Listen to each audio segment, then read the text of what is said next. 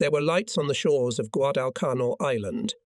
They were not the glow of giant fires, and we felt rather disappointed. When we got out of the holds, we expected to see the whole world on fire, for the bombardment had been fierce indeed. Our armada, at least we thought so, was capable of tearing Guadalcanal to pieces. But on the gloomy grey morning of August 7, 1942, on the shore only in a few places flames could be seen. From afar it looked like city dumps burning, lighting our way into history. We felt anxious, but we were not frightened. I was still angry about my run-in with the sailor mess hall staff.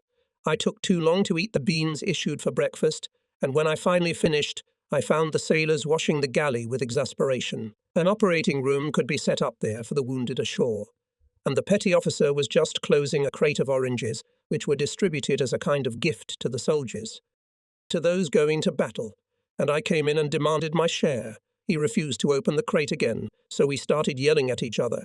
I wanted that orange more than General Watergrift Guadalcanal. The sailor refused to comply and threatened. What a stupid thing to do, report. My behaviour to the commanding officer? Report me getting ready to spill blood among those damned coconut palms? At first I wanted to bayonet him, but I changed my mind. I simply threw him aside, tore the lid off the box, grabbed my coveted orange, and filled with a sense of victory, ran back to my comrades, ignoring the indignant shouts behind me. I was still as hot with anger as the coast of Guadalcanal when old Guppy shouted, "A first platoon, aboard!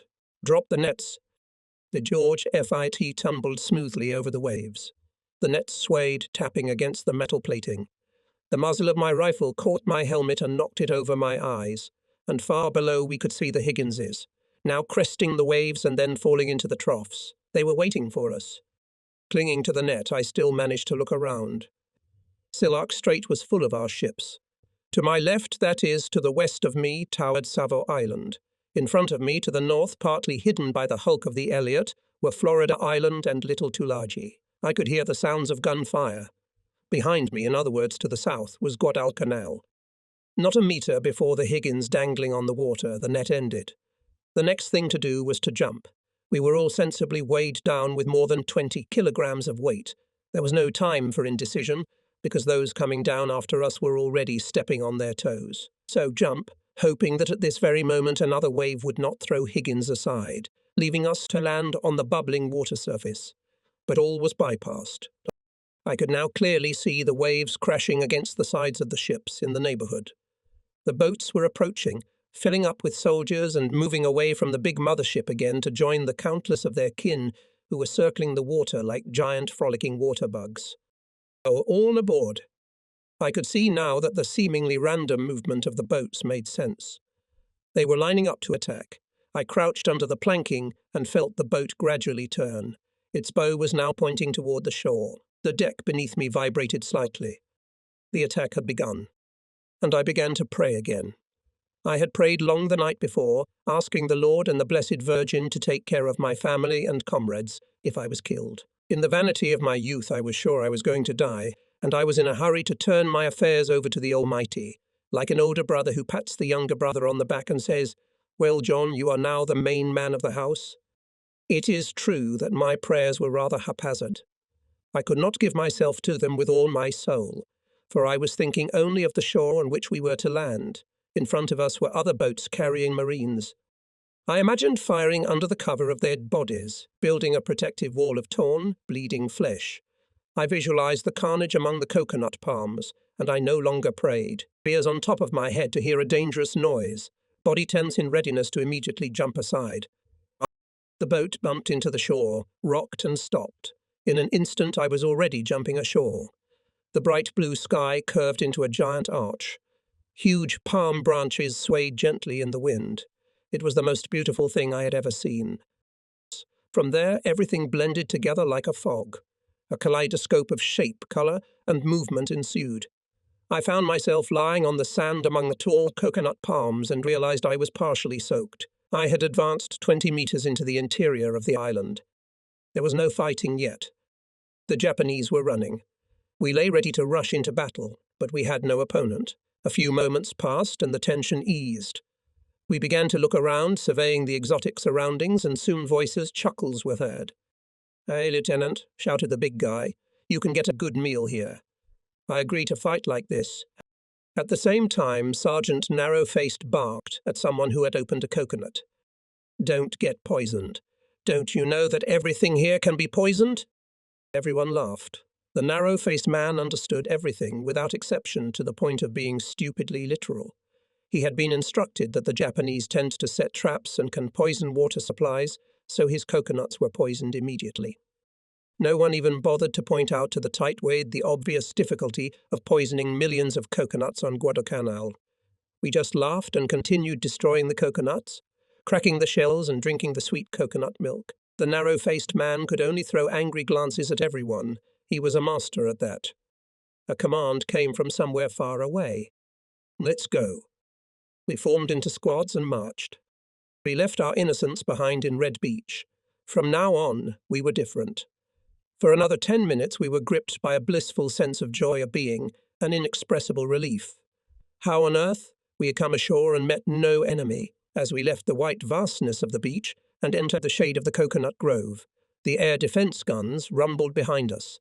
The Japanese were here. There was a war going on, and we were no longer the same. We dragged ourselves across sun-bathed glades, overgrown with kupai grass. We forded rivers. Then we crossed them again in the opposite direction. We climbed hills. We trudged through the jungle, cutting our way through with machetes or following narrow, winding paths. It was a long time before we realized where we were going. At rest stops, we saw officers leaning over a map. Ah, what a map it was! It showed Red Beach. That was right. The Tiaru River. It didn't really exist, and an endless expanse of coconut thickets, marked on the map with an icon that looked more like an iris than a coconut palm. The map was the wrong map, and it was leading us into trouble from the start. The officers were alarmed. They knew we were lost. "Hey, Lieutenant, where are we headed?" "Grassy Knoll." "Where's that?" "Up ahead, where the Japanese are." This is the talk of the most naive among us. Grassy Knoll, up ahead, where the Japanese are. Indians and cowboys, cops and thieves, hide and seek. We were playing a game. Even the division commander calmly announced that dinner would be at the top of Grassy Knoll. "Let's synchronize our watches, gentlemen. The offensive has begun." Grassy Knoll is Grassy Knoll. We had a lot to learn. We had 5 months to learn it all, but only a few would make it to Grassy Knoll. The very first day began with disappointment, and with a sense of loneliness. The sounds of battle coming from behind were ominous, the faces of the officers anxious. The Japanese were closing the ring, and we poor fools thought we were pursuing them. Our clothes were drenched with sweat. The movement over the kunai overgrown areas brought us to utter exhaustion. Now, as we entered the moist coolness of the rainforest, our sweat-soaked clothes clung to our heated bodies, gripping them with cool tenacity. "Hey, Lucky," called the big man, "why don't you lighten your load on a quart of Calvert? Stop and give us a swig." But it wasn't whiskey we all wanted at all. For the first time in my life, I was really thirsty. The heat, followed by the moisture-laden, relaxing atmosphere of the forest, seemed to have completely dried out my body. I had water in a flask, but I was afraid to touch it. No one knows when there will be an opportunity to fill it up again. We had been walking for 3 hours and had not yet seen any fresh water. A few steps further on, a river suddenly appeared before us, calmly carrying its waters to the sea. Disregarding the warning shouts, we rushed to the water. It dissolved us into itself, this river. We all became one shrieking, splashing, snorting mass, and even Lieutenant Ivy took part in this flagrant breach of military discipline. We must have been a sight exceptionally pleasing to the eye of any Japanese. The narrow-eyed men had obviously missed their chance to organize a massacre. Some of us lay on our backs in the flowing stream, which bore the lyrical name of Ilu, opened our mouths and let the moisture flow inside us like a drain. Lieutenant Ivy greedily gulped the water, scooping it up with his helmet, occasionally muttering, "Don't drink it. It may be poisoned. Don't drink until you've dissolved the purification pill." No one argued with him, continuing to indulge in a rampant orgy of thirst-quenching. "Drink, thread, drink."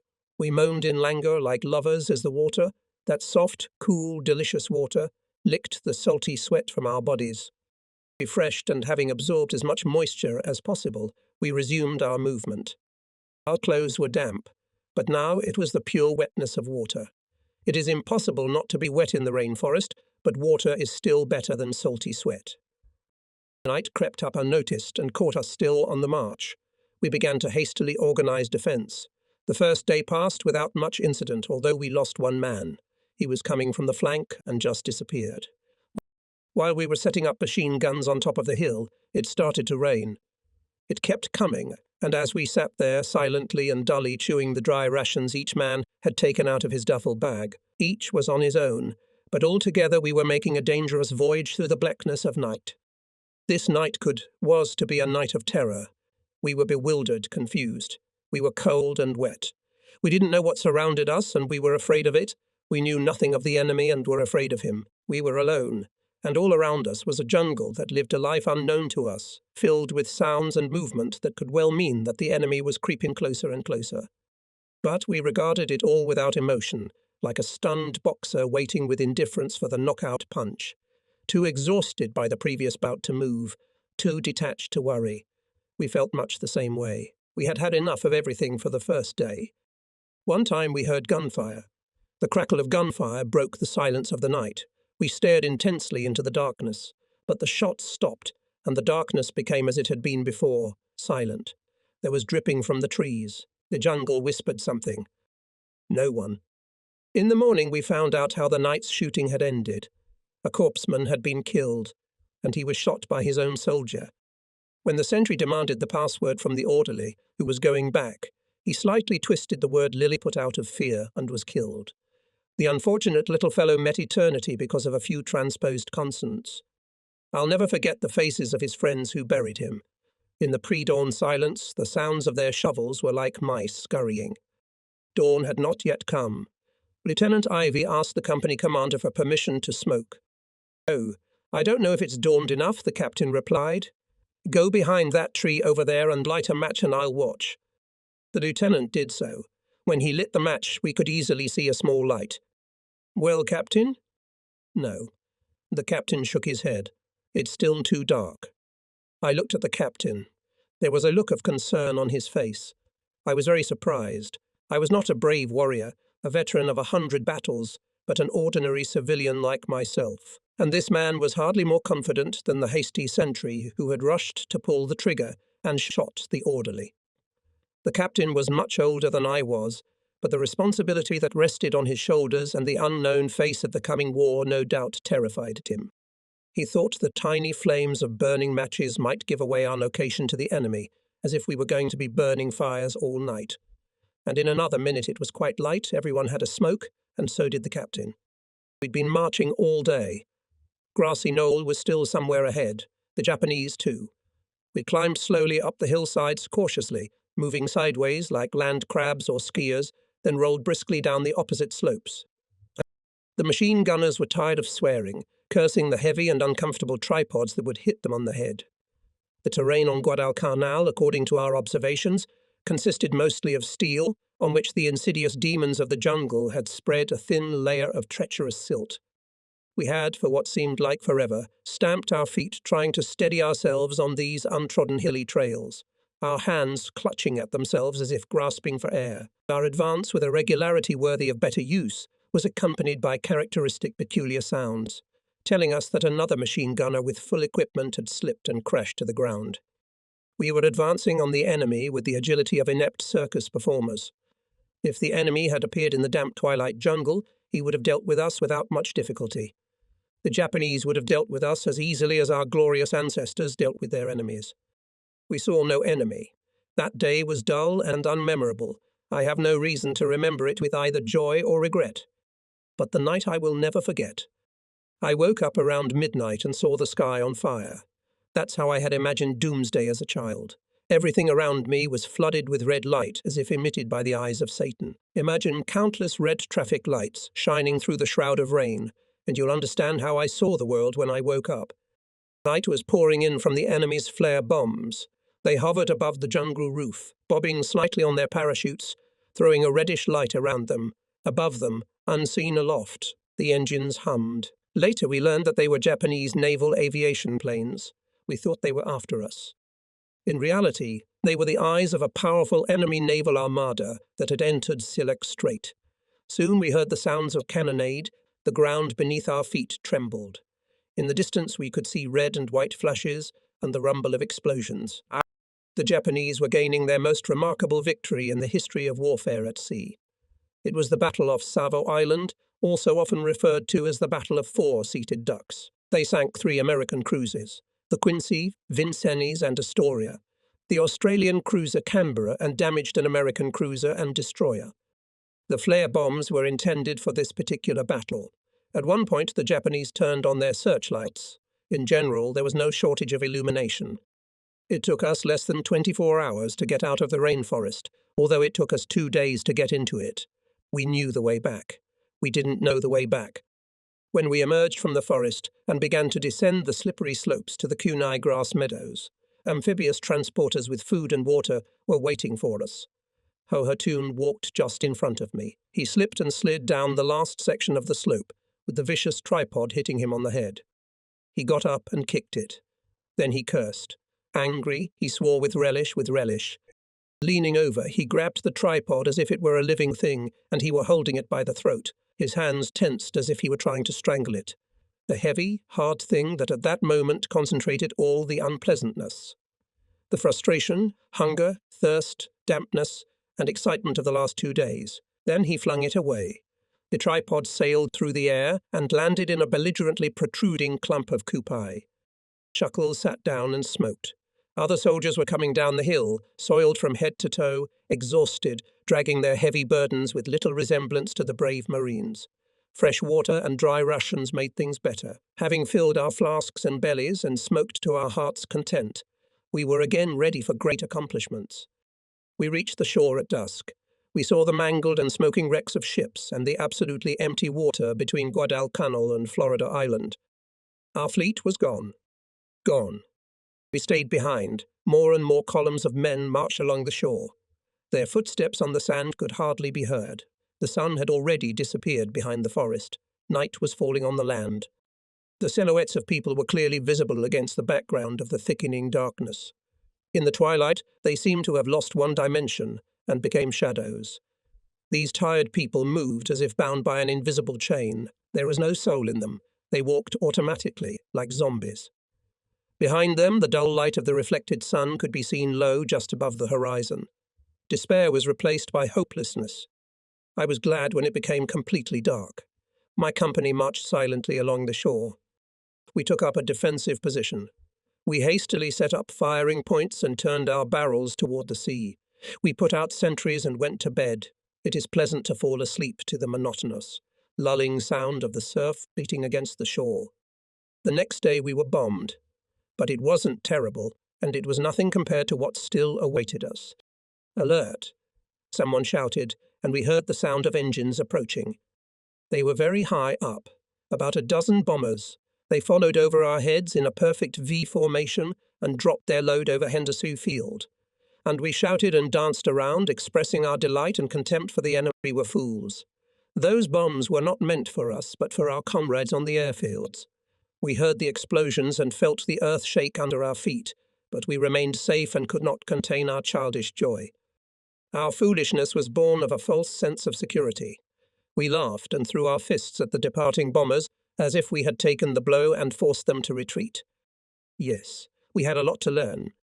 And then we found a Japanese warehouse. It was located not far from where we were stationed on the beach.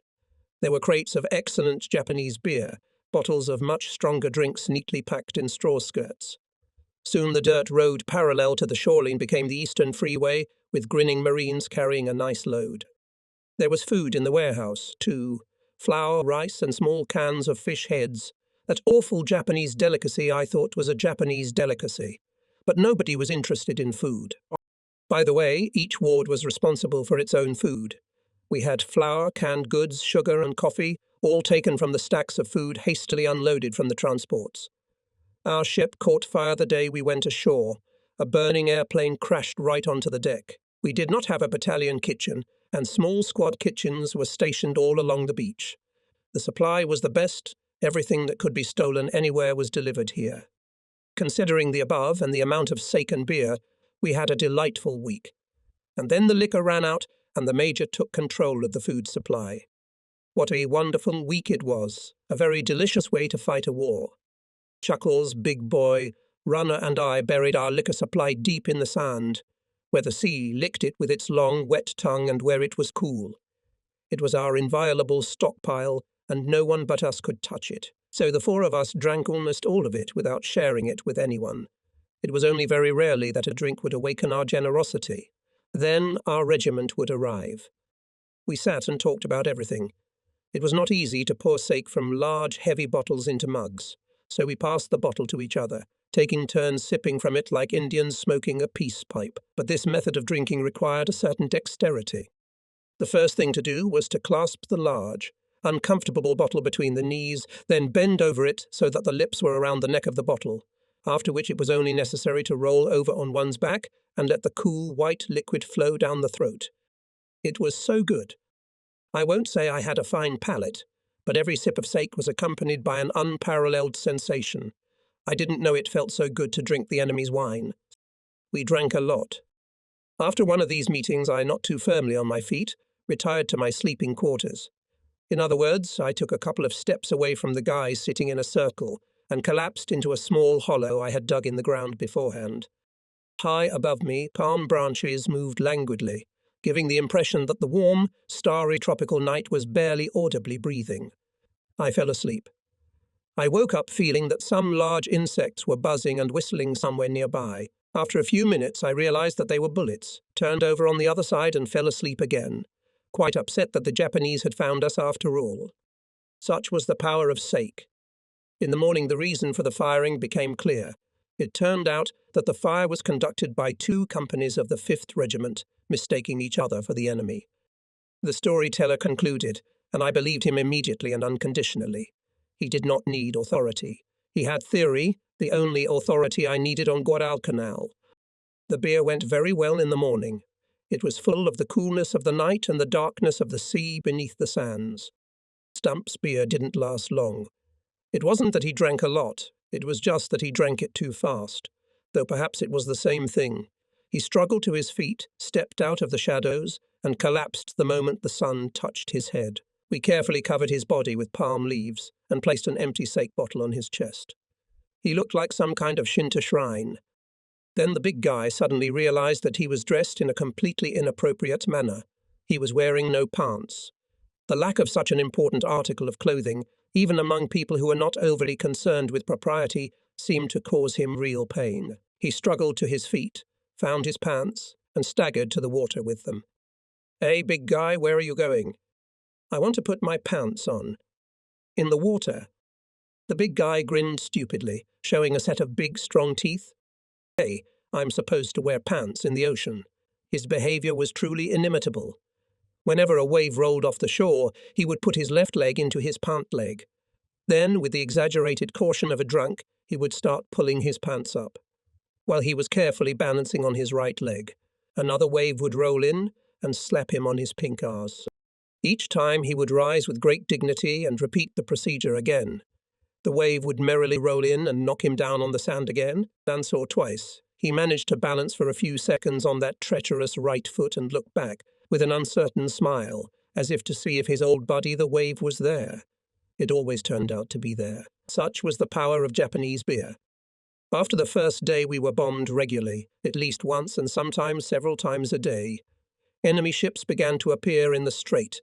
Ignoring any possible rebuff from our side, they approached the shore and shelled us. The Japanese were obviously serious. To protect the airfield Haidasop field from the enemy, seriously intending to fight for Guadalcanal, it was necessary to organize special night patrols. The first day our company was ordered to provide men for the patrols was the end of drunkenness and idleness. We ran out of liquor that day. I was among those who travelled inland through coconut groves and kupai thickets to the point where we were to defend Haidasop field. Directly in front of me stepped Backless. He was a tall and boisterous fellow from Michigan, who had the uncanny property of irritating intolerably any of the company who followed him. The odd thing was that the ass seemed to be really lacking. His thighs were so long and flat that his cartridge case kept threatening to slide off his belt right to his ankles. There was no curve of bone or flesh to hold it up. Necklace marched without bending the knees of his abnormally long and thin, matchstick-like legs, and what was most annoying was that, where his pants were supposed to bulge out, hugging the bulges of his buttocks, they seemed to even fall inward. And if you add to this a thin, even, perhaps, squeaky girl's voice, you can imagine why the one who was lucky enough to be in line behind this man very quickly came to a frenzy.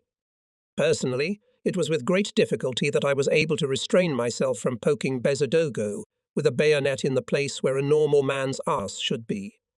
That day we bayoneted him and walked through the Kupai toward the forest, behind which the round red sun had just fallen. Corporal Gladkolitsi was pacing behind Bezodogo. Smooth-faced was drunk. He had finished the rest of the sake. He was walking slightly swaying and seemed quite content with life, when suddenly he lowered his rifle, with a shriek rushed at Bezodogo and poked him with his bayonet in the part below his back. At the first moment we thought that Gladkolitsi had killed him, for Bezodoy emitted a cry, which can only be the cry of a dying man.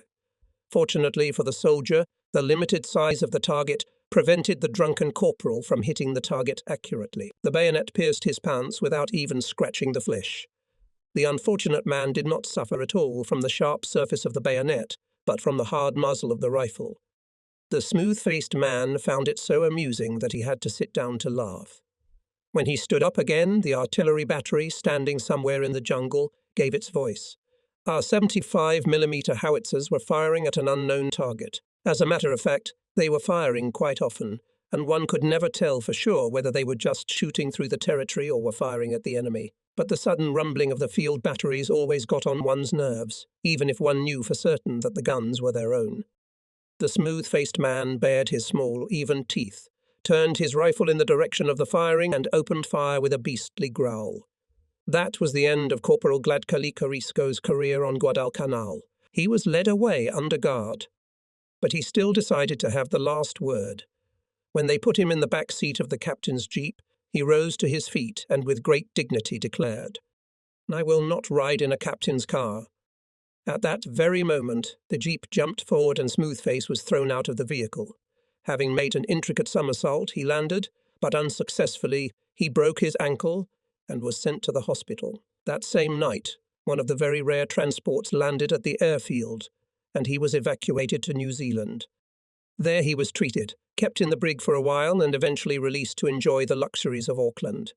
Smoothface's broken ankle, though not a wound received in fair combat, was still the very first of those light wounds so coveted by all veterans. Superfluous holes and cuts in the body took a man out of combat and back to the many benefits of civilization. It was still light when we left the airfield and entered the darkness of the jungle. It was like coming from a noisy lighted street into the solemn twilight of a church, only there was no smell of incense and no sense of closeness to the shrines. We were told to spread out with a distance of 10 meters. I don't know how many men were in the chain. I guess about 100, of which about 30 were from our company. Such things we never knew for sure. We only knew that in front of us was a dark jungle where the enemy was probably hiding, and behind us was the airfield on which the military situation on Guadalcanal depended. We set about digging single trenches in the jungle soil. It was like digging in a compost heap that had only been laid down 10,000 years ago. Underneath the top layer of rot was a thick, dark loam. We were about to finish the job when night suddenly fell upon the land, as if a giant black shadow had descended from the jungle roof to the ground. We slid into our foxholes and lay low. All we could do was wait. It was a darkness without time. It was an impenetrable darkness. To my right and left was something huge, shapeless and ugly, created by my imagination. Thank God there was no light, so I couldn't see it. I couldn't see anything at all, but I didn't dare close my eyes, lest the darkness creep up on me and suffocate me. I could only listen. I became all ears and listened to the slightest signs of life around me. I could hear the gathering, thickening darkness, which in time began to seem alive. The enemy was everywhere. I could hear the Japanese moving around me, calling my name. With my mouth ajar, I sat in a trench nestled among the roots of a giant tree and felt like I was going crazy. I hadn't bothered to look up and get a proper look at the crown of the tree until it was completely dark, and now it seemed to me that there were more Japanese than leaves on the tree.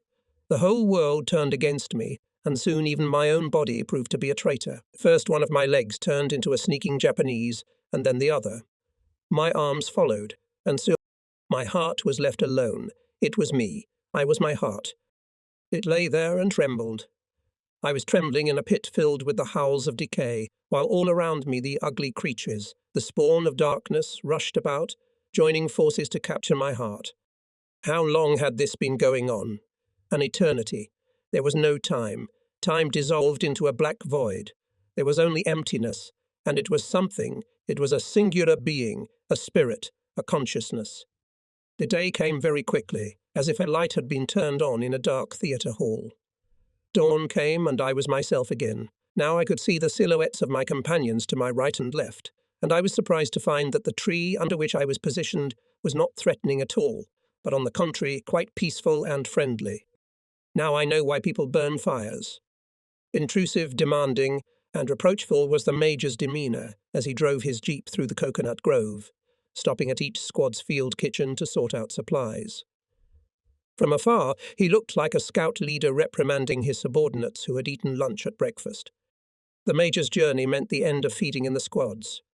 Our escape from battalion authority was cut short, and a battalion galley was organised, but the Major found very little food supplies that could be stacked in a pyramidal tent, specially erected for this purpose in the interior of the island 200 metres from the shore. All that could be eaten had already been eaten, and we were faced with a diet consisting chiefly of rice alone. The provisions belonged to the enemy, as did the wooden bowls from which we ate. We preferred them to our own bowls, with their unpleasant peculiarity of giving any food a metallic taste. We ate a cup of rice each for breakfast and dinner. One day one of the Marines complained to the doctor that there were worms in the rice. "They are already dead," laughed the doctor, "and can't hurt you. Eat in peace and be happy that you are given fresh meat." He was joking, and at the same time completely serious. No one protested. And everyone decided that the doctor had a great sense of humour. The day after we started our rice diet, the Major's extreme discretion became clear. We were ordered to move to new positions on the west bank of the Tiaru River. We were ordered to make haste. From one day to the next, the enemy was expected to appear. The Tiaru River looked green and ominous. It crawled across the flat plain like a poisonous snake. It was called a river, though in reality it was not. Like most of the water streams on the islands of Oceania, it was nothing more than a creek, only 30 metres wide. Perhaps it was not even a stream, because it did not flow always and not all the way, and rarely reached its final point, the sea. Where it flowed into Aeroy Bottom Bay, there was a sandy spit about 40 metres wide. The width of the spit varied depending on tidal currents. Sometimes winds and currents would cause the river level to rise, and it would creep over the spit and into the sea. Usually Tiparu was a standing marsh, with foul water and some vile vegetation floating on its surface. An ominous green, as I have said. If there are river deities, Tiparu was patronised by some very dark, malevolent. Our two platoons, one machine gunned by gentlemen and the other by chuckles, took up positions about 300 metres upstream from the sandbar. Being entrenched, we were able to observe the part of the spit that was considered enemy. The fact is that Tinaru was the front line.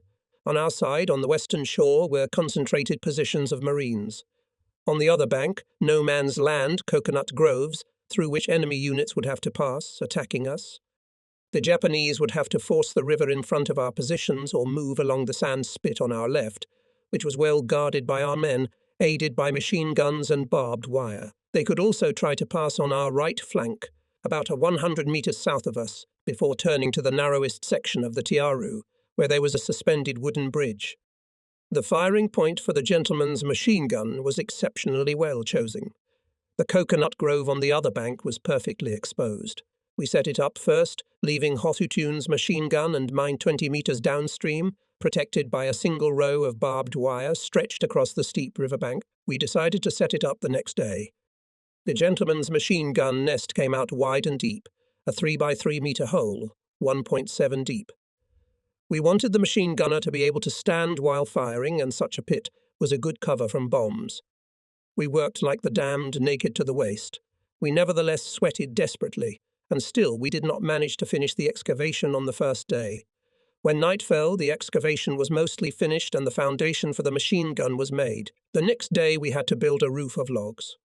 In such a half-finished fortification, we felt unprotected and therefore insecure. In the darkness, the heaps of earth we had thrown up seemed particularly ominous. But we had not yet known real battles and their suddenness. So sitting on the newly piled mounds of soft, warm earth and carefully hiding the smouldering flames of Japanese cigarettes, we had no misgivings. We just sat, smoked and talked softly. The only thing that bothered us was the darkness coming from all sides, a feeling that returned every night and disappeared at dawn. No one went to sleep. Stars appeared in the dark sky, and that was enough to keep everyone awake. Why waste time on such a bright night? Suddenly a pulsating letter V appeared in the river to our right upstream. It seemed to be moving downstream. At the low point of the V were two small, round, greenish lights placed near each other. Jaw Nuts whistled and unloaded his rifle into this something. To our right a cannonade began. It was the Marines of Company G firing at the letter V. The bullets slammed soundly into the water. The strange letter V disappeared. The stars disappeared, and the night became pitch black again. The men began to prepare for sleep, wrapped themselves in cloaks and lay down on the ground a few meters from the pit. Hohotun and I remained on watch. Lights are flickering. Swaying lights flashed across the river in the coconut grove. Lanterns or searchlights. There was also, from the sound of it, a truck passing somewhere. Something was clearly going on there. The sight, I must admit, was fantastic. Who knows, maybe we were about to wake up and see a ready-made railroad station on the other side of the swamp, proudly called a river. Coconut Grove was a no-man's land. The enemy might be there, but from experience in jungle warfare, it was safe to say that only a suicidal man would make his presence known with lights and trucks. It's like yelling at the top of your voice, "We're here." Who's there? Nuhotun shouted. The darkness continued to be cut by dancing beams. Who's there? He roared. Answer me, or I'll make you. The lights went out. This was too much. No one was asleep. First the mysterious letter V in the river, and now these incomprehensible lights. We excitedly clamoured, warming our souls with the warmth of our voices. Far to the left a machine gun line sounded. They were shooting somewhere on the sand spit. Then we heard an explosion. Another. A third. They were followed by individual rifle shots. They were joined by heavy mortars behind us. The mortars spit out shells which, flying over our heads, exploded with a deafening rumble on the opposite side of the river. All in all, the fire was rapidly increasing, and it came to us. In a moment we were firing too. We were completely unorganized, didn't realize that we had to spread out, and all huddled around the open pit, as if it were our home. There were some desperate squeals right in front of us. We figured the bird concert had been triggered by people showing up. I assisted the gentleman in firing, though I was not his assistant. He was aiming at the opposite side of the river, convinced that the Japanese were preparing to cross it. The squeals had ceased. Tell them, said the gentleman calmly, to cease firing. Tell them to wait until the birds are disturbed and noisy again. A cautious man is sure to take advantage of such excellent cover. They will go from there.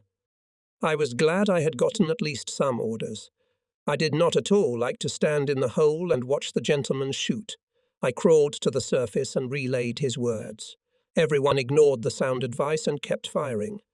Then there was a momentary lull, and I, who until that moment had had no opportunity to engage in a firefight, drew my pistol. I leaned against a pile of earth, pointed my hand with the gun into the darkness and began to squeeze the trigger. It wasn't until I ran out of ammo that I heard the big guy's angry voice. Nah, damn you, Lucky. Didn't you think of anything better to do than to shoot over your comrade's ear?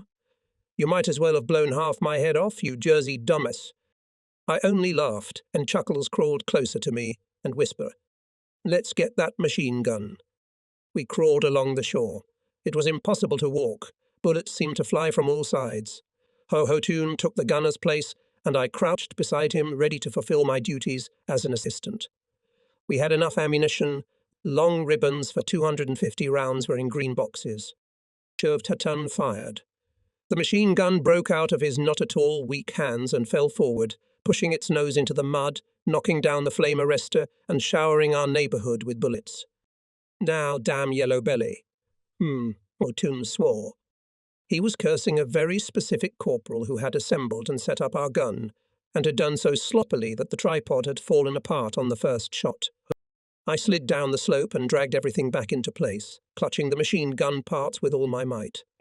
"He's all right," I reported to Crestfallen. His response was another shot right under my nose. They say in the heat of battle, all hell breaks loose. When it is said for the first time, it is a correct, surprisingly accurate description. When it is said for the millionth time, it wears out its meaning and suffers the fate of all good sayings. It becomes a hackneyed cliché. But within 5 minutes of the first machine gun burst, after the first enemy flare that flooded the battlefield with an unreal greenish light and died, surrendering to the onslaught of night, within the first 5 minutes after that, all hell was indeed breaking loose. Everyone was firing. The most varied calibers wove their voices together in the general cacophony of battle. But it wasn't orchestration. It wasn't a horrible and yet inexplicably beautiful symphony of death, as rearguard columnists sometimes write. Here was cacophony, dissonance, wildness, complete absence of rhythm and any boundaries, everyone firing with whatever was at hand. There was rumbling, scraping, screeching, whistling, honking, roaring, moaning and hissing. It was hell in here, and yet each weapon had its own voice, and it was strange how clearly the trained ear distinguished it, picking it out unmistakably from the mass, even though that voice was interrupted or sounded in unison with a dozen others, and even as its own machine gun spat and coughed, and danced and shook in a fit of choleric rage. The slap of mortars firing shells and the rumble of explosions, the jerky yapping of machine guns and the more frequent, harsh rattle of Browning automatic rifles, the heavy clatter of large-caliber machine guns, the whoosh of 75mm howitzers, the crackle of rifle rounds, the bits of 37mm anti-tank guns firing direct fire at the advancing enemy. All these sounds contained certain information and meant a lot to the understanding ear, even if that ear was almost deafened by the infernal noise of battle. So our ears, having become accustomed, distinguished new sounds from the general chorus of voices. The lighter pops of the Japanese rifles, the gurgling of their very high-speed automatic rifles, the hiccups of the light mortars. To our left, arcs of tracer bullets appeared over the enemy bank. The distance and the general cacophony around made them inaudible, as if they had been fired in the land of the deaf. "Look at that," I muttered. "An Indian machine gun?" "Yeah, but those tracer bullets are no good. Good thing we don't have any. Whoever's firing them is easy to spot." They did find him. Targeted machine gun fire finished the poor guy off quickly. Their bullets penetrated the sandbags, punched through the water-cooling shroud of his machine gun and right through the heart. They killed him, killed the Indian kid, the unflappable boxer from Pittsburgh. He froze with lead in his heart, keeping his finger on the trigger. He was dead, but he had killed many enemies. They had wounded his aide. They blinded him.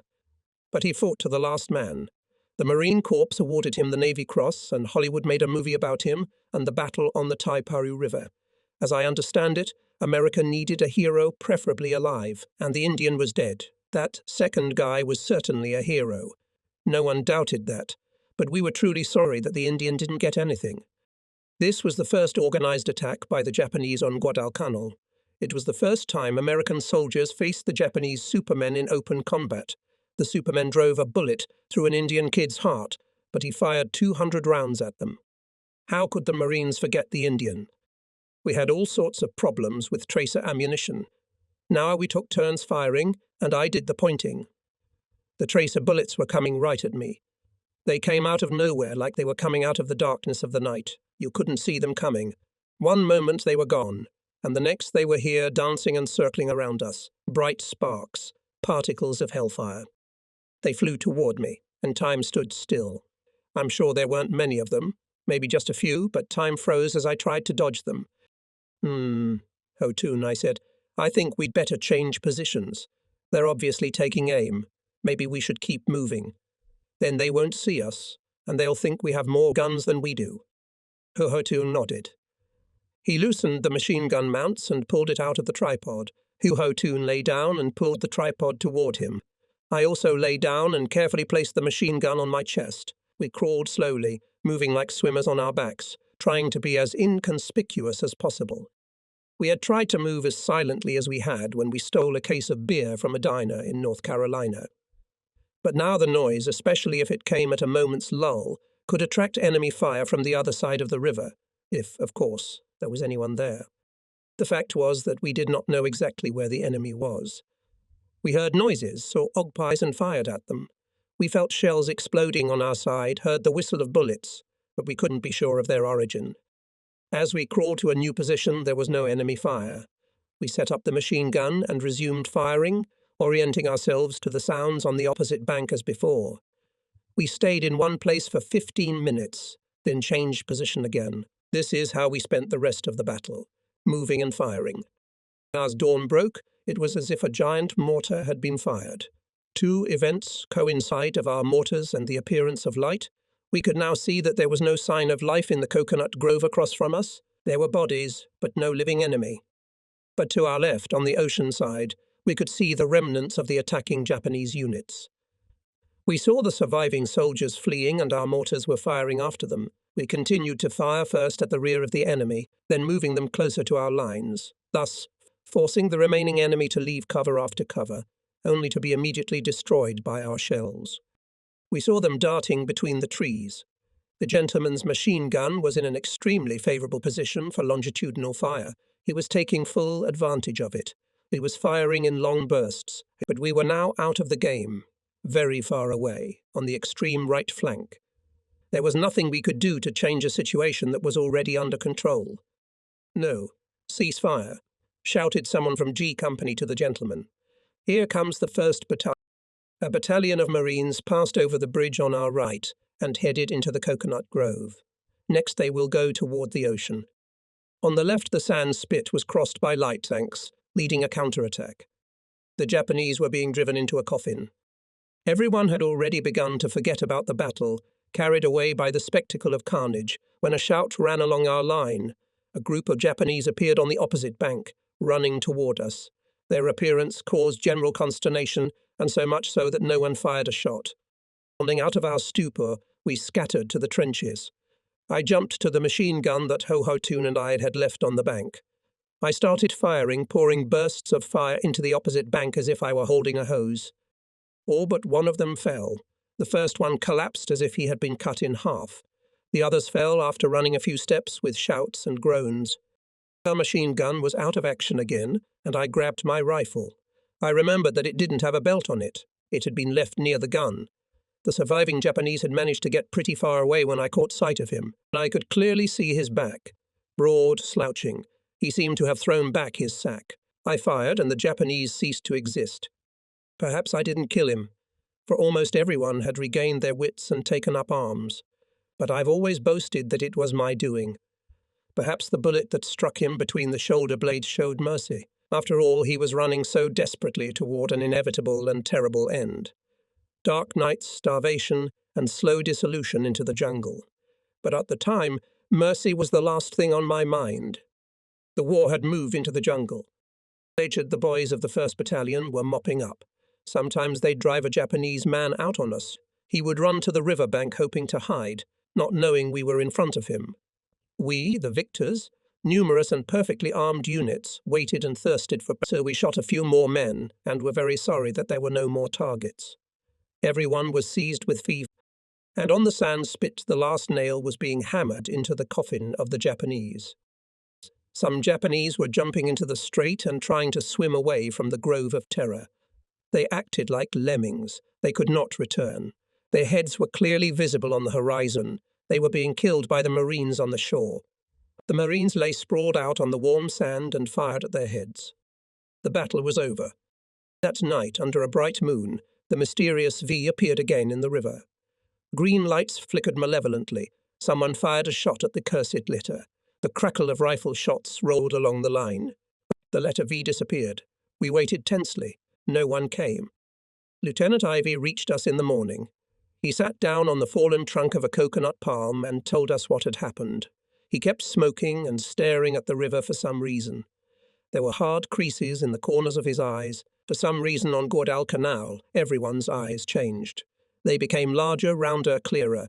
The latter was especially noticeable in brown-eyed people. Their eyes took on a bright golden-brown colour, like that of an Irish setter. "They were trying to get through the spit," said the lieutenant. There were over 1,000 of them, and we only had one row of wire and machine guns. You should have seen the stack of them in front of Nail-Biter's machine gun. 3 bodies high, no less. They were completely out of their minds. They weren't even firing. Then he stopped and finally looked at us. We heard gunshots here. What happened? We told him. He listened, nodding, but he didn't hear anything. He was still mentally there, on the sandbar where the shrieking horde was moving. Then he gave us the figures of our losses. Company I had lost about 12 killed and more wounded. 4 or 5 dead were in our platoon as well. 2 of them were hacked to death.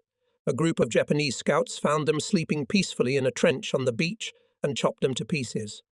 When you find out who died, it is not always immediately sad. If it is not about the closest comrades, it is difficult to feel deep feelings, crushing bitterness of loss.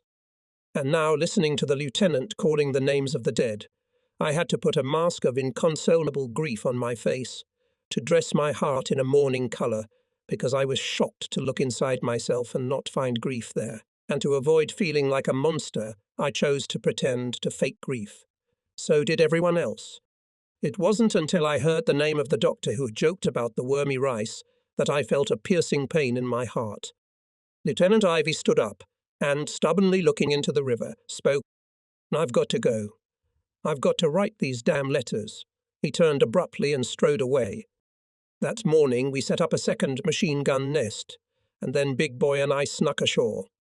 Our regiment's fire killed about 900 Japanese. Most of them were lying in heaps in front of the firing points on the sand spit, as if they were dying in large groups rather than alone. Souvenir hunters scurried between them. They moved cautiously, as if fearing unknown traps, but nevertheless did not stop ridding the dead bodies of their possessions. Ammunition had changed in warfare, and that was the only thing that distinguished the souvenir hunting marine from Hector freeing the slain Patroclus from the borrowed armour of Achilles. One of the marines was methodically pacing among the dead bodies with a pair of tongs. He had made the observation that the Japanese had a great penchant for gold teeth. He peered into each mouth. He would unclench the jaws with all the skill of an experienced Park Avenue dentist, then carefully, very carefully, lest, God forbid, he hurt himself or get infected, he would pull out anything shiny. He kept his gold teeth in a tobacco pouch that he always wore around his neck like an amulet. We called him Souvenir. The thought of him and the other trophy seekers, when I returned from the shore, had a very natural progression. I thought that beyond the river were quite undeveloped deposits of souvenirs to which I had every right to lay claim. As I shot at the Japanese running along the riverbank, I distinctly saw something gleam as the first one fell. I assumed it was the sun illuminating an officer's badge. If he really was an officer, he was bound to have a sabre, this most valuable of all possible spoils of war I set out to obtain. I climbed through the barbed wire and rolled down to the river. I left my clothes at the water's edge and, feeling like a schoolboy who had run away to swim on a warm day, slipped into the water. I had a bayonet in my teeth, a schoolboy imagining himself a bloodthirsty pirate. I swam breaststroke, but no enemy fire would have made me plunge my face into the stinking mud, which by pure misunderstanding was called a river. The water was thick with all sorts of... I swam with my whole body shuddering, my neck stretched out like a swan and my head held high, feeling the cold of the metal in my mouth and saliva flowing so intensely that my bayonet was about to slip. I carefully circled the large body of a Japanese soldier lying in the water. It swayed gently like a boat tied to the shore. The body was strangely bloated, but as I got closer I realized that his shirt was stuffed with rice, and his pants were loaded with it, which he had tied at the knees with straps to keep the rice from falling out. He was hungry, I thought, and suddenly felt sympathy for the poor guy. At that time my feet touched the muddy bottom. It was about 3 meters to the shore. My feet had fallen so deeply into the mud that I was even worried whether I had fallen into the mire. The sticky mud reached almost to my knees and made slurping noises with every step. The little crabs, recognizing my superiority, scurried away in panic. Dead bodies were scattered throughout the grove. Tropics are tropics, and the bodies were already beginning to bloat.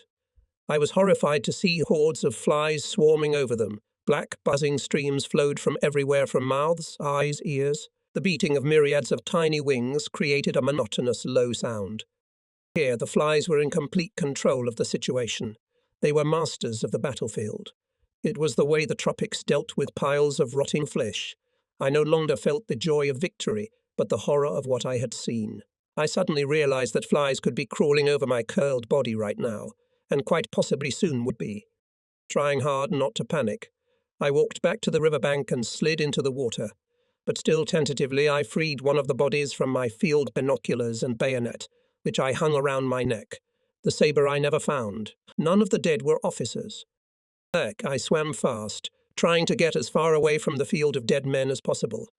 When I emerged from the river, the comrades who had covered my sortie, waiting with rifles in their hands, mistook the grimace of disgust that had settled firmly on my face for an expression of triumph. They scrutinized my trophies. Then I went out to eat. When I returned, I noticed a group of Marines, mostly from Company G, busily discussing something on the riverbank. The runner headed toward them with my new field binoculars. As I approached, he was still staring intensely into the binoculars. His face was contorted with a grimace of terror. I took the binoculars from him and pointed them at the opposite bank of the river, where I saw a crocodile devouring a Japanese man who had stocked up on rice with gusto. At first I watched with a kind of perverse delight, but when the green predator got to the entrails, it occurred to me that in this river and in this very spot, some half an hour ago, was my own body. I felt weak in my knees and hastily lowered the binoculars. That night the letter V appeared in the river again. Everyone around us was geeking and hooting, but this time no one fired a shot. Now we knew it was a crocodile. Behind him, 3 more Vs moved, but smaller. They were crunching their prey with a loud crunch, keeping us awake, and there was a terrible odour that kept us awake. Even if we covered our heads with blankets, which was the only way to escape the mosquitoes, the stench penetrated even through this barrier. Surprisingly, it is the smell that can drive a person insane faster than any other stimulus. It's impossible to hide from it. If you do not want to see something, you can close your eyes. If the sound is irritating, plug your ears. And only from the smell there is no protection. You can only run away from it. And since there was nowhere to run, we were tormented by the inability to sleep. We never shot at the crocodiles, though they returned to their meal day after day, until the remaining bodies of the enemy on the opposite bank were gathered together and burned. The funeral pyre was visible from a distance. We did not shoot at the crocodiles as we considered them a kind of river patrol. Having tasted enough of human flesh, they had clearly gotten hungry and were now patrolling the Tinar on a daily basis. We were sure that the enemy would not dare attempt to cross the river when these gentle creatures were in it. If he did dare, he would still fail to reach his destination. Based on our fragmentary knowledge of crocodile behavior, we built a barbed wire fence to keep the voracious creatures from reaching us. Sometimes, if the night was particularly dark, it seemed that a huge crocodile was somewhere nearby, like the crocodile with the clock inside that chased Captain Hook in Peter Pan. So over time we even grew to like crocodiles and tried not to disturb them, and none of us ever swam across the Tanara again. The victory, called the Battle of Hell's Point, was not at all as impressive as we had imagined. It was one of many ordinary battles on Guadalcanal, and not the hardest. But for us it was the first, so we took the result as a triumph. The present is always the best, if you do not compare it with the past and do not think about the future. However, it was time to come down from the cloudy heights and return to everyday life. The enemy's attacks soon resumed, and became much longer, more persistent and diverse. They were to be expected from the air, from the sea and from the land, and they were separated from each other by periods of tedious, intense boredom, which exhausted a man, drank all the juices from his soul and body, as we ourselves sucked out the contents of a stick of sugar cane, leaving only nothing but the flames of the fire, not suitable for anything but a crumpled shell. The interplay of trials and boredom bred terror. The former shook a man like the wind shakes the tops of trees. The latter corroded him like water erodes the soil between roots. Each new battle left a man even more stunned than the previous one, and each period of boredom, representing as much time as there was for fears, made the soil under the yogi less firm, and the roots in it did not hold as firmly as one would like. Sometimes the shock was the last one. A man, maddened by the incessant shelling from the sea, could crawl into his trench, take out a gun, put it to his temple and end the nightmare around him. A man could not stand the howl of an enemy airplane diving, seemingly right at him, jumped out into the open and ran away. It was horror, wild fear that threw away all arguments of reason with the hot hands of panic. I've seen it twice, and twice more I almost had an attack of something like that myself. But to be fair, it was rare, and there were few panic victims. But courage became commonplace. It created a kind of club, a corporation, as is the case with other quite ordinary things to which people for various reasons attach great importance. I mean money, charity and the like. It is on the mundane that the exceptional rests. When bombs or shells from Japanese ships fell on our muddy trenches, they became clubs of courage. A certain protocol had to be followed, and it seemed only natural that a poor man who succumbed to momentary panic would elicit an embarrassed silence or a delicate cough. Everyone began to look the other way, like millionaires shocked by the sight of their fellow man borrowing $5 from the waiter. But there was more charity in our clubs, I think. We didn't get all high and mighty about our exclusivity. We were all under God. Today you, tomorrow me. A month passed. It seemed to us that there were as many bombs and shells falling on our heads as there were flies around. 3 times a day and every Sunday morning the coconut grove was filled with the whistle and rumble of explosions. They sounded like the roar of a giant. And at night, Charlie's washing machine took over. Washing machine was the name of a Japanese airplane that made regular night, marauding flights over our positions. Its engines made a sound very similar to the rumbling of a running washing machine. Perhaps the Charlie was not alone, but there was always only one airplane in the sky at night. There was no need for more for a job like this. They say the barking of a dog is more terrifying than its bites. Similarly, the noise of the Charlie's engines sowed more fear than the heavy blows of the bombs. After waiting out the fall of the bombs, one could take a breath with relief, knowing that now the airplane would surely fly away. But the muffled buzzing of the washing machine circling our positions with a persistence worthy of better use kept us in suspense for a long time. As long as Charlie wanted, or could, only at dawn he would fly away. At that time he could be followed by our planes, and at daylight he was no longer invisible to our air defense batteries. Charlie killed few men, but like Macbeth, he killed those who were asleep. The hardest test was always the bombardment from the sea. Enemy warships, usually cruisers, sometimes battleships, stood within range of their shells. It was impossible to see them at night, and not much easier during the day, since they were several kilometers from the coastline. Our airplanes could not get up at night to give them a decent reception. Our 75mm howitzers were as effective against them as a scarecrow against a modern rifle. The enemy had everything they needed. Far out to sea we saw the flashes of heavy guns. We could hear the muffled sounds of gunfire, and through the darkness of the night, heavy shells were coming at us. The explosions made the ground shake under our feet, even if they were far enough away. Your stomach clenched as if it were clenched by a monstrous hand, and you tried to breathe, but you couldn't. That's what it feels like when a soccer player collapses heavily to the ground and the air is blown out of him. A flash, the sound of gunfire, a howl. They lower their sights. The shells are falling closer. This one's right next to them. Sandbags are falling. I don't hear a shell. They say it's the shell you can't hear. Where is he? Shit, where the hell did it go? Slash, sound, thank God it went higher. It's not ours yet. Dawn lighted the dark river a little. They're coming. The planes based on the patch behind us rise up and begin pursuit. We crawl out of the trenches. Someone says he is grateful for such a long night shelling. If the shelling from the sea had ceased, we could have waited for an attack on land. Someone else calls the smart man an idiot. They're having an argument. But we don't care anymore. In daylight there is nothing to worry about except the bombing, except the heat, the mosquitoes, and the rice in our stomachs. The eyes become more round. There's a distinct tendency to stare. We hated being sent out to work. We became very weak from hunger. At night we stayed in positions, and during the day we were organized into work brigades and sent to the airfield. Digging deep trenches and hauling heavy boxes made us even weaker. One day, when we were returning from work, bombers suddenly appeared in the sky. While the bombs were still falling, I flew as if on wings into a coconut grove and fell into a newly dug trench with 3 other soldiers. I was crouched at the bottom of the trench, and everything was rumbling and rumbling around me. A young boy was sitting next to me, his face pressed against my bare back. I could feel his lips moving in prayer, a trembling kiss of faith and fear.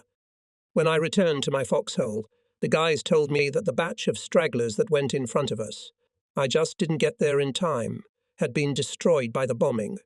A lot of our guys died there. Hotun became a corporal. He was awarded the rank on the battlefield. Lieutenant Ivy recommended him for awarding the Silver Star for the battle at Hell Point, especially noting that our maneuver, moving the machine gun from place to place, apparently thwarted the enemy attack from the flank. The regimental commander decided that a promotion would suffice.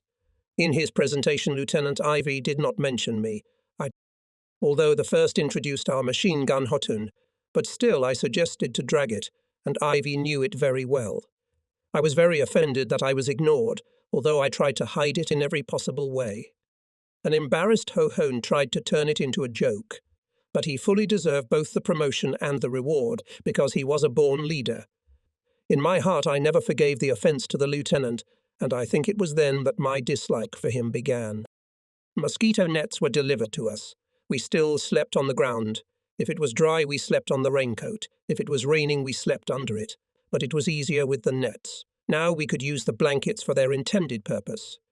To sleep on them, or to cover ourselves, but not to wrap our heads in them to protect ourselves from nasty insects. The cloak could now be rolled up to form a pillow. But the nets arrived too late. Almost everyone already had malaria. We had some more supplies delivered. Each squad got a toothbrush, a pack of shaving blades, and a sweet bar. We drew them in a dice game. The runner won the candy bar. He agonized over his inability to divide it among 10 people for a long time, until we persuaded him to eat it himself. To do this, he got out of sight and hid in some bushes. Stump continued to build and fortify his personal fort. Whenever I saw him, he had either an axe in his hand or a log on his shoulder. One day he carried such a huge log that it injured his shoulder, leaving a deep wound. In peacetime, such a wound would have had to be stitched up. Everyone kept saying that the army infantry was about to replace us, literally next week. Everybody was desperate. We heard that the army units heading our way had been destroyed at sea. Hotun and I visited the cemetery. It was a little south of the coastal road running west to east through groves of coconut palms. We knelt to pray at the graves of people we knew well. Their graves were mostly just decorated with palm fronds, although there were some hastily made crosses with identification tags nailed on them. On some of the crosses were fixed tin medallions made from tin cans, on which someone's caring hands had inscribed touching epitaphs. He died fighting. A real Marine. A big guy with a big heart. Our buddy. The harder it got, the more fun he had. There was another quatrain that I've seen countless times, a Marine's soul cry. When he comes to the top, he'll report to St. Pete. Sir, another Marine has finished serving in hell. Other inscriptions, most often the names of the dead, were made as follows. Cartridges were driven into the ground so that the round brass end remained above the surface. Hotun and I wandered around the cemetery and then decided to look around. A perfectly flat plain stretched far into the hills. Hotun made a face and announced, "There's plenty of room here." "That's right," I confirmed.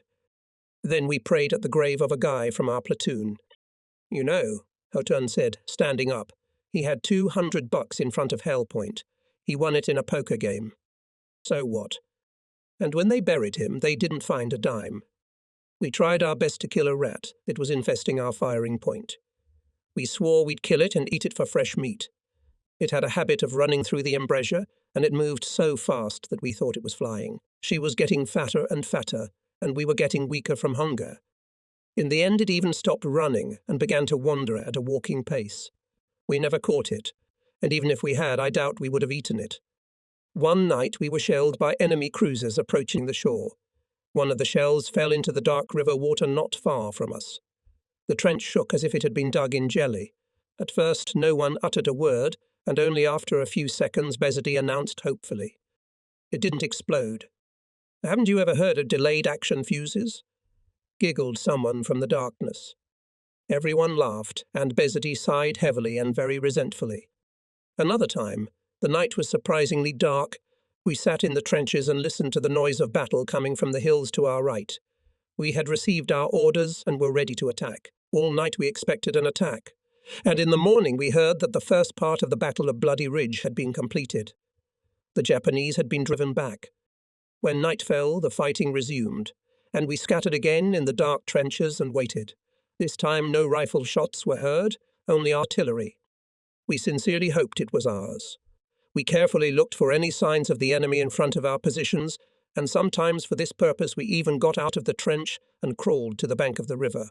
We could see better from there. Somewhere there, in the darkness of the night, a battle was going on. Our artillery was now shelling our own positions, abandoned by the Marines and occupied by the enemy. The sight of the barrage, the rampart of fire, was more than impressive. I was pretty far away, but my teeth were getting dusty. The morning was a real blessing. It dispelled without a trace the fear that the Japanese would break through our defences and pour into the grove. We knew the Japanese were defeated.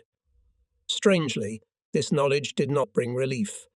The big man explained this strangeness the next day. We gathered in the shade of a single tree on the riverbank. The big man sat leaning against the thick trunk and playing with his stick. He carefully trimmed the stick with a sharp knife, slicing off slivers of white wood, and spoke without addressing anyone in particular. He didn't even seem to care if anyone could hear him. "They're going to crush us to powder," he said, mouthing the words to the beat of the flying splinters. "They attacked the pilots last night, and then it will be our turn. We'll beat them, of course. Our boys are beating them so far, but we lose men every time we do. After every battle, there's a couple of 100 men in the ground. They have casualties too, but they don't care. Their lives are cheap. There are too many of them." He waved a neatly trimmed stick. "They have many sticks, and we have only one. A guy from the 5th came by today and said the Japanese unloaded 2 more troop transports at Kokuma. They are slowly but surely grinding us down. Every day we lose 10 to 20 men to bombing. Every night Charlie's washing machine takes a few lives too. When they bombard us from the sea again, there will probably be very few of us left. And they have everything they need to get what they want." He went on, and then he swore because his knife had hit a hard knot, if only because we have nothing. We don't have ships. We don't have airplanes, except for a few Gramaps, which most of the time can't take off because we don't have fuel either. They have ships, they have airplanes, and they seem to have plenty of time. So I'm telling you for sure. At this point the knife went too deep and the stick broke. Soon there will be nothing left of us here. Hothun decided to reduce the conversation to a joke. "What's your problem? We seem to be doing fine so far. What do you want? Go back to civilization and get in a long line for war bonds? What do you miss? Bird milk?" "Don't be an ass, Chuckles. I'm not kidding. They're going to wipe us all out sooner or later." "I don't want bird's milk," said the runner. "I want beer. Cold beer in a tall, thin glass. Carling's Black Label." The big guy stood up, looked at us angrily, and without a word stepped aside. He slowly walked away, and we sat there in silence. We felt like theology students whose professor had urgently taken a leave of absence, presenting us with the most convincing evidence that there was no God. We believed in victory. There was no question about it. No one thought of defeat. There would be victory, that was certain.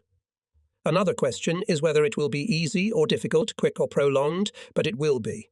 And then the big guy suddenly came out and decided to show us the other side of the coin, defeat. What we heard shocked us. From then on, we began to understand what acceptable casualties are.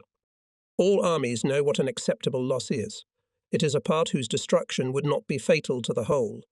Sometimes a man may consider the loss of a finger but not a hand, or the loss of a hand but not a head, as acceptable. There are things that can be lost or destroyed, whether there is peace on earth or war, and their replacement is not strictly necessary. It could be a rifle, a cartridge case, or a person. Humans are the essence of expendable material. Hunger and jungle, the Japanese or all of them combined, do not destroy the psyche as much as the consciousness that you are cannon fodder. With no will of your own, I have no doubt whatsoever that if the Marines were looking for volunteers for an impossible mission, everyone fighting on Guadalcanal would step forward without hesitation. But it's a sacrifice, and it's voluntary. When you think of yourself as expendable, it deprives you of the triumph of self-denial, the absolute freedom of self-sacrifice. If you are cannon fodder, then you are not a hero who voluntarily sacrifices himself, but a victim, and this cannot but humiliate you. Personally, I doubt that Isaac accepted the knife of his father Abraham without judgment, without reproach. but at the same time he would have gladly died for him 1,000 times voluntarily. The world is full of the sacrifices of heroes and martyrs, but there is only one victim. Since we were to be victims, we held fast to our role, like Isaac to his bundle of brushwood. Not a day went by that we didn't talk about it. Lieutenant, when are we getting off this island? I have no idea. But you can ask the colonel. What makes you think he knows? This food's been rotting for a long time, Lieutenant. I know, but you'd better eat it anyway. No, so I can't eat this wormy rice. Eat it. But how can you expect us to? Eat it. I can't. I feel sick. Okay, then don't eat it. I think I have malaria. Here, feel my forehead. Damn, I'm afraid you're right. It's hot as hell. You should see a doctor. Well, what's the matter? What's the matter? All they'll give you is aspirin. And if it gets worse, they'll put you in a tent with other people who are just as sick. They won't send me home anyway. You can't leave the island. Nobody leaves. So there's no point in going to a doctor. Well, maybe you're right. Of course I'm right. So I'd rather suffer here with my friends. You can't leave this island anyway, not even in a box. That's why we have our own cemetery. It was very lonely. It was the loneliness of the night watch, during which you listen to the movement of the myriads of living things around you and try to catch the orderly sounds made by man behind the disorderly rhythm of nature. We languished quietly in the gaping hole of the trench, a constant rebuke to the world. In another sense, in a tearful and sentimental way, we had already begun to get used to the idea that we were all orphans. No one thought of us, no one needed us.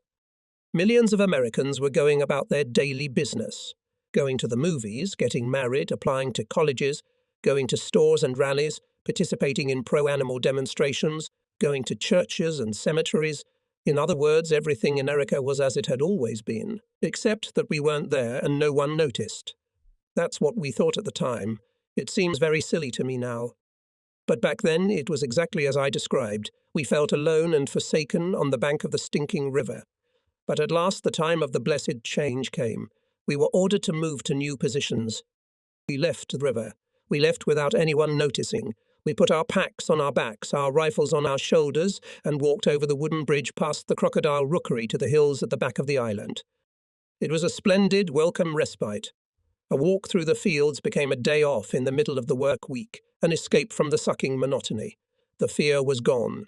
We felt like members of an archaeological party or hunters. Only the complete absence of lights brought us back to reality. There was darkness, jungle and Japanese. Even the hellish heat that caught up with us in the Kupai thickets did not depress us in the slightest. Now we had dug a trench twice as big as the one we had left at Tiparu for ourselves and the machine gun, and we could rest quite comfortably. Our point was a real fort, about the size of a kitchen and about 2 meters deep. It was covered on top by a double layer of logs, a layer of earth as high as a glass and deer eye, which sprouted as soon as we laid it down, dragged in from a distance of about 30 meters. From afar, our firing point looked like an ordinary hillside. We felt under pad-eye protection and were sure that only a direct hit by a bomb or shell from the sea could threaten us. Everything else was provided for. Retreating behind the fences, we busied ourselves with the tropical sores. This was the name we gave to all sores that got wet or festered, especially those near the bones. There were a few among us whose feet and hands were not yet covered with these red and white foci of pee. Red from blood, white from pus, and often surrounded by black rims of sucking flies. Yes, here we lived almost in luxury. We even had beds. A large supply of Japanese ropes was found in the area where we were stationed. With the help of them, we built for ourselves beautiful beds by digging logs into the ground and laying rope mattresses on top of them. What a marvel! What exquisite comfort! Dry, warm, and above ground. No voluptuary on downy feather beds and thin sheets has ever experienced such an amazing pleasure, even if he has a bell cord at hand. Pull it and anything you want will be brought, and a lovely guria is curled up at the door. Chuckles and Biggie slept next to each other. They had built their beds close together. The rest of the partners did the same, like Runner and me, for example. As we lay there and whispered quietly to each other, we could hear a land crab wading through the thick grass. Then we heard Biggie snoring. We stopped whispering and waited in silence.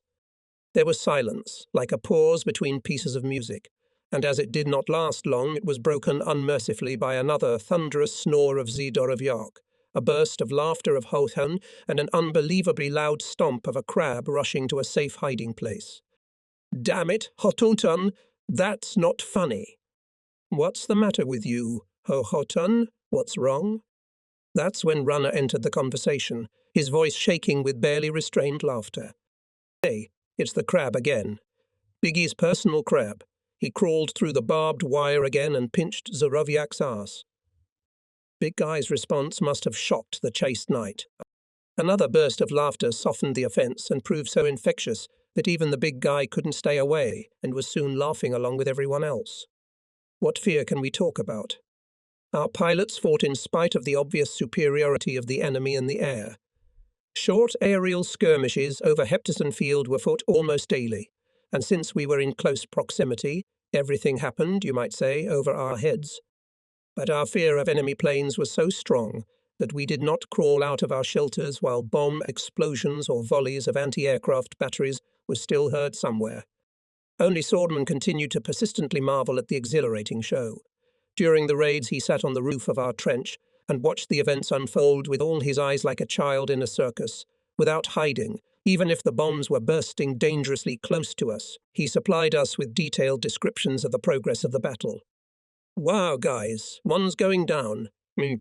At the same time, we heard the rumble of a rapidly approaching airplane. Then came a heavy thud. "Wow, that's at least 200 kilograms. Hey, Chuckles, Lucky, come up here. You're gonna miss the best part." "Damn it, we're fine here," said Hohotun, and then asked, "Who fell?" "Yes, ours." We looked at each other in surprise, and Runner concluded, "That bastard doesn't seem to care who wins. Look, they're gonna get them. The Japs are getting away, and ours are chasing them." Sometimes, when we were really annoyed by these cries, or when the bombs exploded very close to us, someone couldn't stand it and shouted, "Hey, swordsman, come downstairs. And hurry up, asshole, before you get your ass shot off." Sword always reacted the same way. "So what? They can shoot it off down there. What's the difference? If you're destined for something, you'll get it anyway. Hide, don't hide. When your time comes, the inevitable will happen, so why worry about it?" With him, as well as with his other fellow fatalists, no one tried to argue. Belief in fate was in vogue on Guadalcanal. In different ways, they said the same thing. Everything is written in destiny. Why worry? You'll be gone when it's your time anyway. Poor Billy. But you can't escape your fate. Oh boy, it's gone. I was beginning to think it was my time. You can't argue with fatalists. You can argue your position all you want, but people like Swordface will still be walking around under bombs. Tell them that they are disbelievers at heart, claiming that each person only leaves when they are meant to, no sooner and no later. Affirm that they themselves, by their own stupid stubbornness, choose their own time, with their own hands pull the paper with their name on it out of the hat. In other words, they are their own executioners. Remind them that even if they want to believe in fatalism, contrary to common sense, they must have a choice. Even the lack of choice must be chosen. Arguments like this are a great way to kill time while bombs are falling all around, and Swordman, the annoying fatalist to one and all, sits alone at the top. Bloody idiot. On a particularly hot afternoon, I climbed out of the trench and collapsed on the grass in the shade of a stunted bush for a nap. I woke up to the ground shaking beneath me. I woke up sweating with fear. The ground was shaking. I knew it was an earthquake, and I was horrified at the thought that it might open up and swallow me. When it did not do so, I was very disappointed, and I did not see any great crevices. I imagined my doom as follows. The earth opens up, the last betrayal, there is a void under my feet, and then eternal fall. My stomach rumbled so loudly with hunger and gas that I kept the runner awake. He often mistook the sounds of my insides for the shelling from the sea. One night I woke up and saw him hurriedly getting out of his sleeping bag and running into the trench. "Alarm," he shouted. "Alarm! The shelling is starting." "Hey, runner," I called out. "Don't wake anyone and go to sleep yourself. It's not enemy ships, it's my stomach." He came back, cursing me, but without malice. Runner had good reason to fear shelling when he heard the muffled murmur. As we moved into the interior of the island, we had time to experience the delights of the process. The ground shook from the bursting of heavy shells, and here it was felt much more strongly than on the river. The first volley was as sudden and unexpected as an earthquake. No one ever heard the deafening pa-boom from the sea or the whistle of a flying shell. It all started with the deafening rumble of an explosion, breaking the night silence and throwing us out of sleep. Swearing desperately, we rushed in the darkness to the trench, jostling at the entrance like New Yorkers in the subway. Another night lost, another dream sacrificed to the enemy. They will grind us to powder. We had already been on Guadalcanal for almost 2.5 months when we had to endure the heaviest night bombardment. I remember that night very well because I almost gave in to panic. The rumble of the explosion broke into a deep night's sleep so suddenly that I could not pull myself together at once. It seemed to me that a shell had exploded in my pocket, and if I hadn't been blown to pieces by it, I was sure I would be blown to pieces by the next one. I clutched desperately at my mosquito net. I struggled to break through it, to get through that thin web at all costs. Then another shell fell, no closer than the previous one, and I took a breath and stood still for a moment, trying to cope with the panic that had seized me. I got myself out of the mosquito net and cautiously rose to my feet. I stood motionless for a few moments and then walked toward the trench. The shelling had been terrible, but I had slept through most of it. As I gained control of myself, I gained confidence and even relaxed. I was no longer afraid, so I slept. On the bank of the Ilu, Herhun discovered a papaya tree. We ate its fruit early in the morning before breakfast, while it was full of juice and the night chill. On hearing of the find, Lieutenant Ivy asked to share it with him, but we had already eaten it all, and then he organized a detachment to search for this delightful fruit. Papaya was never found again on the banks of the Ilu. But we did find something better. It turned out you could swim here. We posted sentries on the shore and enjoyed splashing in this delightful river. It was in it that we swam and even drank the water the day we landed. It was just as clear and cool and just as pleasantly caressing to hot, tortured flesh. The tropics have their own painkillers that are unique to the area. Such are, for example, cool coconut milk or small clear rivulets running down from the hills. It is the latter, the Ilu and Lunga, that have kept us healthy. I cannot confirm my words with statistics, but from my observations, those of us who frequently bathed in them were less prone to ulcers and malaria. But our secondary discovery of Ilu came too late. We had only a week to enjoy its cool charms, after which the order came again to move to new positions. The army is here. Like hell it is. I said they're here. I saw it myself. Chuckles gesticulated furiously with one hand, the other holding a white sack slung over his shoulder. I was down on the shore at Lunga Point, and I saw them disembark. What was in the sack? Runner was curious. Chuckles grinned. He squatted down. We all did that when it was muddy, and there was nothing to sit on. I'd never seen anything like it. I was down on the beach just at the point where the Lunga flows into the bay, and I saw the ships. They were putting people on landing craft and they were heading for the shore. Those who were already ashore were crowding around coconut palms. Suddenly someone sounded the alarm. Poor guys, I felt sorry for them. The night before, they'd gotten the full brunt of it. The naval bombardment had been organized just for them. I had heard that the Japs had come too late to sink the transports and had thrown all their forces at the airfield, but still no one had been hurt. Although no one was hit, the puppies had to endure some very unpleasant moments. Be that as it may, the conditions were not suitable for an air raid, and they began to frantically scramble for cover. Then one of the officers had a brilliant idea, and it was decided to hide in the jungle. Crestfallen's face wrinkled. It had to be seen. It was impossible to describe. No sooner had the puppies hidden than a whole horde of our Marines came rushing out of the jungle. It was like someone had planned the whole thing. The puppies hid in the jungle. The planes flew by and went to bomb the airfield, and on the other side our iron asses came out of the jungle and started to drag everything that the army men had thrown. When we called a halt, they went back into the jungle, and the coconut grove looked like a hurricane had blown through it.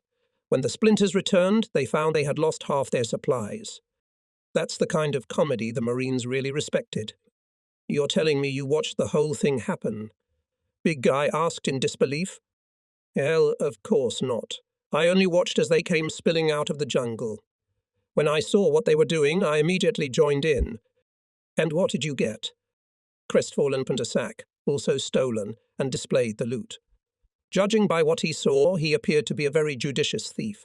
There was nothing useless, reminiscent of a distant home, like electric shavers, gold rings or wallets, just things chainless in our possession. Socks, T-shirts, bars of soap, boxes of crackers. That's exactly what Hutton stole, and we applauded him wholeheartedly. This must be how Robin Hood's men must have sung the praises of Little John after he returned from his thieving raid on Nottingham. A few hours later, we learned that the soldiers who had arrived were to take our places. This we could not help but rejoice at. Their arrival on Guadalcanal meant that we were no longer cut off. After that, contact with the outside world became a matter of routine. We were no longer haunted by the fate of Wake Island. The fleet was back. The worst thing that could happen to us now was Dunkirk. So we were genuinely pleased with the soldiers who came up to our trench. They came after another air raid, a very close one. But they were not yet poisoned like the rest of us. War was still something exciting, romantic, partly even amusing to them. Their faces were round and fat, their ribs didn't bulge, and their eyes remained innocent. They were all older than we were, about 25 years old.